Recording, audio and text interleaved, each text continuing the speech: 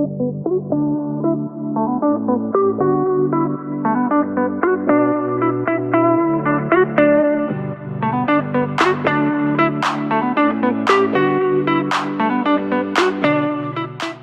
you. I'm delighted to be here, and I very much appreciate the invitation.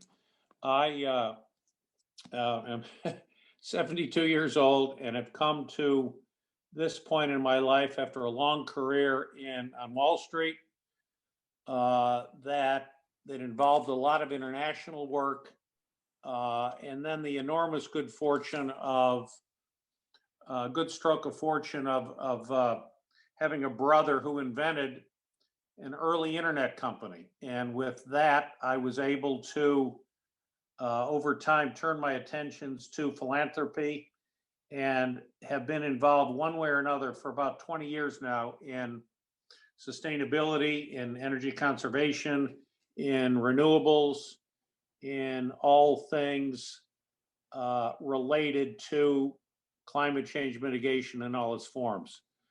And I would start by saying my journey was immensely helped by the good fortune back in about 2000, 2001 of coming in contact with Peggy Delaney Rockefeller Delaney, who was then and now is head of an NGO called the Synergos Institute, which is based in New York, and it's a Rockefeller-related NGO working on global development. And as much as I thought that I knew about the global world through all the work that I had done internationally, I knew very little. And what I knew very little about was having a deeper understanding of both my strengths and weaknesses and the empathy and recognition to understand where others were and are in their journey. I was very much a top-down person, if you will, sort of a typical Wall Streeter and dealing in big concepts and big money, and very much needed what Peggy provided me, and that is a real grounding in what the everyday problems of those that we were trying to help were and are, and how I needed to gain a very crucial perspective on patience, on empathy, on a deeper understanding of the personal dynamics of the societies in which we were working, not just a solution which is technically or intellectually possible, but a solution that meets the real needs that you have listened to. And I would term listening at the very top of the list of what she taught me. And applying all of those personal growth opportunities, if you will, has immensely helped me in this second career of sustainability and climate change mitigation. As you know, all of these countries are undergoing a similar but distinct journey on their way to a more sustainable society. Different paces, different challenges, different opportunities, and it can be detoured, as it has been in the States in large measure in the last 4 years, by factors beyond anyone's control. And understanding how to adapt and stay on mission and stay motivated and focused has been very much a part of what I've tried to do. Building on that experience at Synergos, I had stints at the Environmental Defense Fund, EDF, here in the States. Was a senior fellow at WRI, at World Resources Institute. So I got an excellent early education in issues that were going to dominate the rest of my life. EDF, for example, was very much a pioneer, you may remember, in the acid rain solution that plagued the United States in the late 1980s and 1990s, and a market-based cap and trade system largely solved that issue in record time. And yet that kind of solution has eluded the global community on climate change metrics. So that's a lesson in and of itself. So building on the EDF and WRI came the Smithsonian, where I served 9 years on the national board, and now I'm chair of the Smithsonian Environmental Research Center. And add to that, I have a board seat at American Forest, which is a major US-based NGO on all things trees, and Little Sun. Little Sun, as it happens, came out of the blue about 2-3 years ago from my long acquaintance and collaboration with a senior exec at Synergos. So as an enormous lesson, I think for all of us, for youth, for anyone, and that is you try at all costs to maintain relationships that have proven to be of mutual benefit to you and the other person. And this guy, John Heller, and I worked together very closely. We worked on an India malnutrition project. We worked on a Namibia project. We worked on an Ethiopia agriculture project very closely in the period from maybe 2005 to 2012. And he left Synergos, and I lost contact with him for a couple of years, keeping up personally and just on an interest basis. We remained very close. And lo and behold, he got recruited by Olafur to be the CEO of Little Sun in 2018. So that's an enormous stroke of good fortune, serendipity for me. John asked me to be chair of Little Sun at almost exactly the point where COVID hit. So I have not met Frederick yet. I've met Olafur once. Our board meetings have had to be virtually since I became chair of the board. But John is doing an amazing job at stitching together a global workforce, remote workforce. I think we probably have 10 or 15 in Germany. Frederick would know better, maybe 15. And John's hiring in Africa, hiring in Ethiopia, searching obviously for foundation funding everywhere. And it's become an extremely important part of my work. And I'm delighted to be involved. So that's a thumbnail. I don't know how much time I used here. But I think we probably have time for questions and to further explore what Little Sun is. Yeah, we have plenty of time. In fact, I guess another 15 minutes will be okay, if that's Sure. okay. Yeah. And the question here is, this is a very teenager-focused session, is what about work opportunities and career development opportunities for teenagers, helping companies like Little Sun? And I'm familiar with the story with the first $10,000 prototype that they sold in an Ethiopian market, and they had to run after the woman to get it back. So yeah, I'm actually pretty acquainted with all the different stories. In fact, Frederick was sharing even more about the latest developments. But if you're 15 years old in Botswana and you want to get involved with a company like Little Sun, what are the different pathways? How can they participate? Well, we've got a continent of what, 1 billion people roughly, 50 or 60 countries, similar in many regards but different. So I would start by saying Africa is developing rapidly in social media and communication thanks to mobile phones. So if I were 15, I would begin to educate myself through learning any way I can about who's doing what in the energy field in Africa. And think about this for a moment.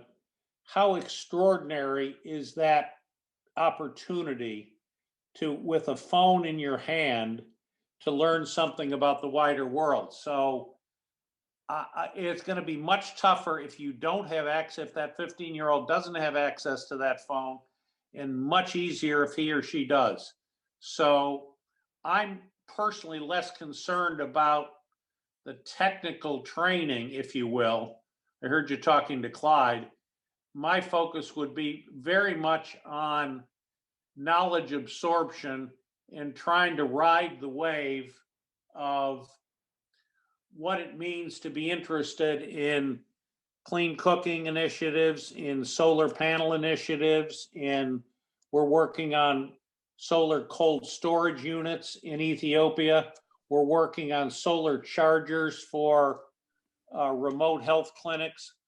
All those, of course, take a measure of technical knowledge that will come through a college or higher education. But boy, I think I'd use the 15 to 18 time frame to get a sense for how their lives are going to play out with what is going to be a significant part of their lives for the next 30 years. It can't help but be global temperatures, and temperatures in Africa continue to rise. We are not going to get on top of this problem completely for 20 to 30 years. And I dare say it's going to become a more and more important part of everyone's lives on the continent of Africa. So I would think getting a sense for what the challenges are and who's attacking them in what way, building that knowledge base is the single most important piece of advice that I could give a teenager in Africa for sure. Yeah, usually the best way to get started in a career path is first showing interest, and interest tends to be born from exposure, right? So they need to be told that great initiatives like Little Sun do exist, to see if that spark appears, and then facilitate access to the knowledge that would allow them to get the technical skills that will be required to work in this field. But would you like to share a bit more in terms of Little Sun and what have been doing recently? Sure. What does an NGO like Little Sun, at its best, what can it do? It can be an intermediating agent and factor between Western and European, between US, principally US and European foundation money and wealthy individual money, and on the ground work in Africa. As you know, Africa is not generating the internal savings and the internal investment needed to meet basic energy needs, much less renewable energy needs. So Little Sun, in its phase now with John at the helm, is trying to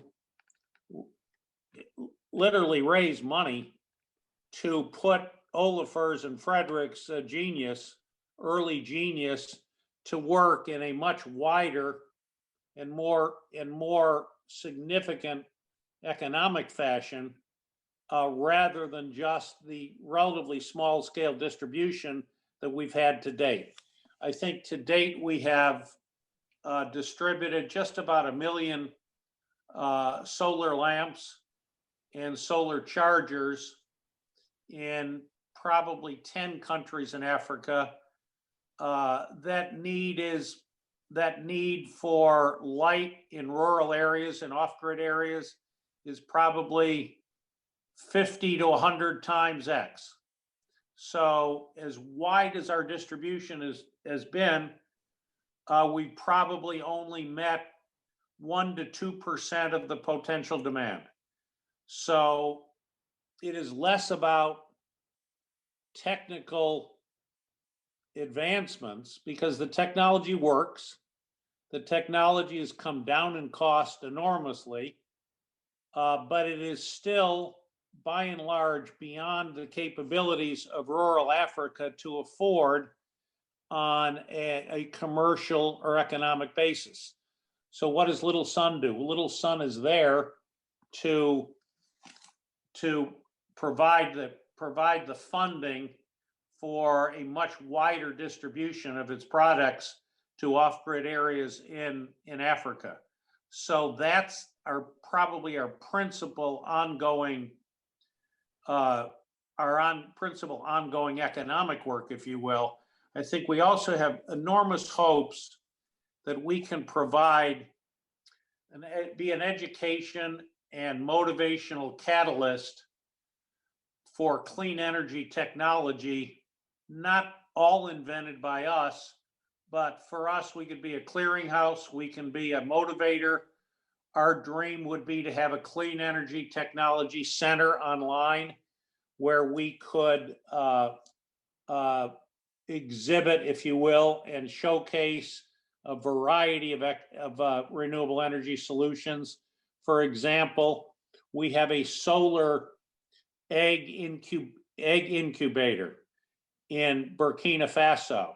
So that is extremely small scale, but it provides some hope that at the very subsistence level, as a lot of farmers are in Africa, a relatively low-cost solution can significantly increase productivity. And it's not like we're going to go into the egg incubator business, but we can be a proselytizer. We can be an educator. We hope over time for all of Africa. Well, the massive advantage that you have as a company or NGO in this case is having had many small and affordable failures, so to say. Like Africa is not for beginners, and this is being said as someone who was born and grew up in Brazil, which is definitely not a country for beginners.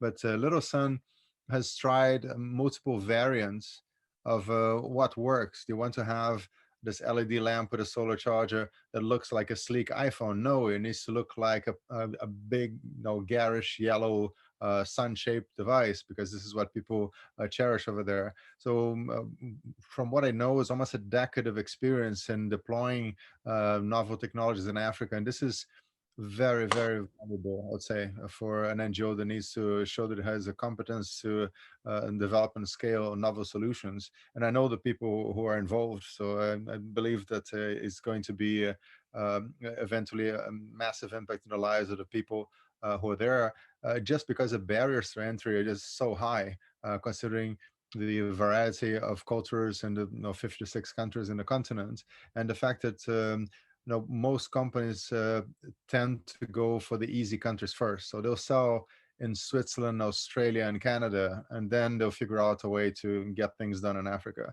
And Little Sun sort of did it the other way around, using this model of, yes, we'll sell that at a Museum of Modern Art in New York, but the focus is using this funds so that it can afford doing that in the countries where they need it the most. So I have deep respect and admiration for the work that they're doing, and really wish them all the success. Well, you very succinctly illustrated what we're trying to do for sure.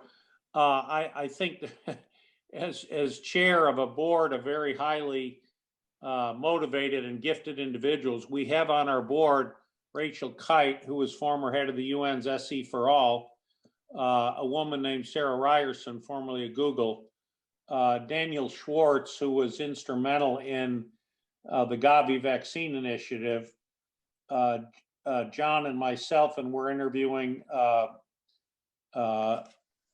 two women who are, one of which is resident and African American women, or African women, excuse me.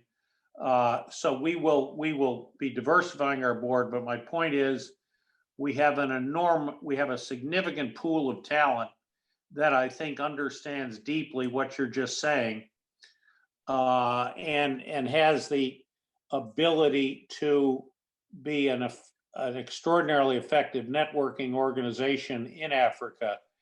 I think there is a question of breadth versus depth, and I struggle with that. And I think if your DNA is a gifted global artist like Olafur, you by definition think outside the box. Yes. And the box has clearly enabled some very creative thinking through the first years of Little Sun. I think the pushback from that, frankly, is the needs are so great that the constant tension here is, do you keep educating, do you keep innovating, do you keep creating, or do you try and grow up a little bit and get a lot more items into the field as quickly as you can, given the needs. So it's a fascinating exercise for me as we reach a little bit. We're sort of at the end of the first inning or the second inning of a 9-inning game in the U.S. baseball terms. And so we have very healthy discussions at the board level, strategic discussions on what we're pointing towards, and that will play out over the next couple of years as we mature and we seek sort of mainstream foundation funding. Awesome.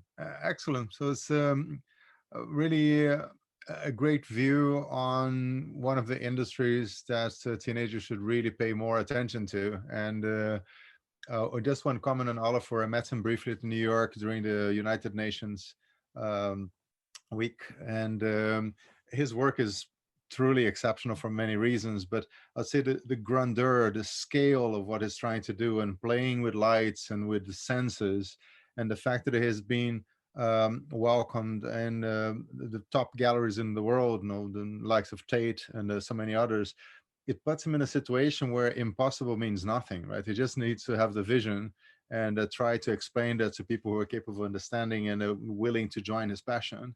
And I do believe that they have the ability to change the world in meaningful ways. And I'm glad that the work. Well, it's for us mortals to try and put into effect that vision for sure. And that's what it's going to take is leading a movement for sure for much wider usage of renewable energy in Africa, and that's a huge job. But this has been a wonderful opportunity for me to portray this and be a part of your NEOWAY organization. I'm very grateful. Well, thank you so much for coming. It's been a great pleasure, and let me know if I can help you in any way, shape, or form. And certainly will. It's fabulous to have you here. We already have our next speaker, was Alan Morrison from Thunderbird, and he is also from Horizon. So I don't know if you have met before. I have not met him. Well, thank you again, and I will sign off. Thank you. Excellent. Thank you very much. Have a great weekend. Stay healthy.